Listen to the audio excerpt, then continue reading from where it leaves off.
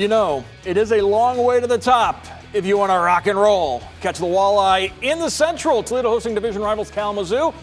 9-point lead in first place. Scoreless in the second. Walleye spot the wings. One errant pass catches Jan Bednar 5-hole, but Toledo would make up for it soon. 6 seconds into a power play, Mitchell Lewandowski lets it rip.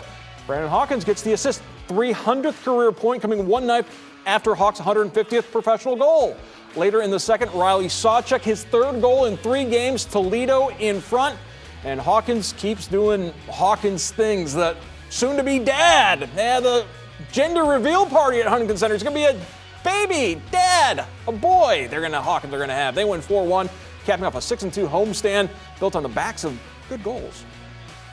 Crucial. We all know you don't do what we do without the type of goalies we have, and they're both playing, extremely well right now, and it's nice to have a two-headed monster like that. It's a great time to get away and let guys be themselves and spend time together. They eat their meals together out on the road.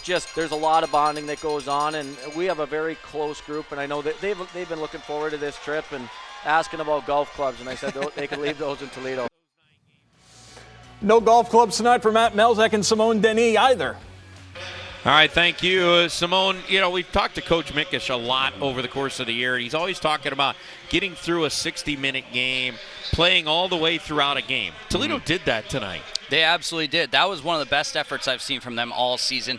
It was a game that they needed against a Kalamazoo K-Wings team that they've kind of had a little bit of struggles with so far this year, but they came out from the opening. Both teams played a tremendous first 20 minutes of hockey. Both teams had chances. Like Coach Mickish said, they cleaned up the little things, but it was the bend, don't break model. And overcoming a tough goal against them tonight. Think about it, that one, you just don't see goals like that very often. Yeah. The first goal of the game, Kalamazoo scores, their player barely even touching the puck. Yeah. And yet it just kind of deflects off of him, goes off of Jan Bednar and in. Right. Just a very strange goal. Those can be tough to recover from, but this team did. They can be, absolutely. As a goaltender, you can be very frustrated by that, wondering you're doing such a good job in the game. Why did he deserve for something like that to happen?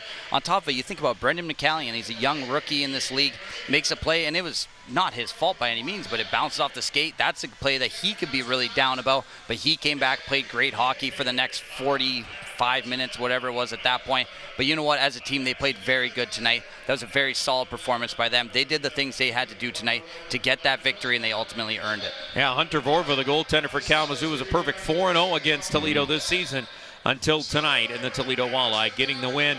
They'll see Kalamazoo again tomorrow afternoon at 3 up at Wings Event Center. That's a story from here at the Huntington Center. Let's send it back to you now in the studio.